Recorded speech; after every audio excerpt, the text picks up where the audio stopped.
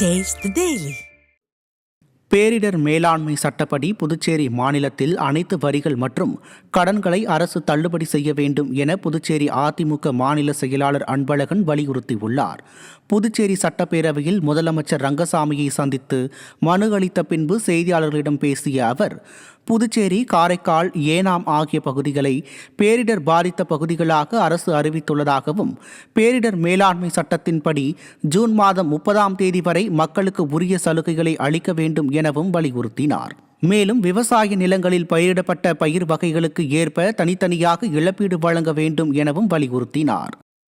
சொத்து வரி தள்ளுபடி, நிலவரி தள்ளுபடி, கட்டிட வரி தள்ளுபடி, குடிநீர் வரி தள்ளுபடி, மின்சார கட்டணம் தள்ளுபடி, சிறு கடைகள் அதற்கான கடன்கள் பெற்றுள்ள கடன்கள் தள்ளுபடி, மின் கட்டண தள்ளுபடி, அட்டவணை இனத்தைச் சேர்ந்த மக்கள் ஏற்கனவே கடன் பெற்றிருந்தாங்கன்னா அந்த கடன் தள்ளுபடி,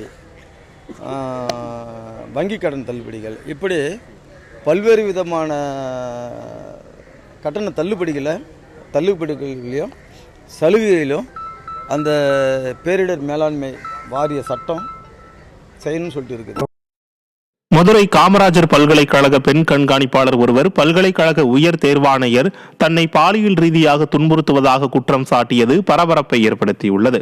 உயர் தேர்வாணையர் தர்மராஜ் என்பவர் அவரது அறைக்கு தனியாக அழைத்து இரட்டை அர்த்தங்களில் பேசுவதாகவும், பாலியல் ரீதியாக பல அர்த்தங்களில் பலர் முன்னிலையில் பேசுவதாகவும் பெண் கண்காணிப்பாளர் ஒருவர் முதல்வரின் தலைமைச் செயலகத்திற்கு கடிதம் அனுப்பியுள்ளார்.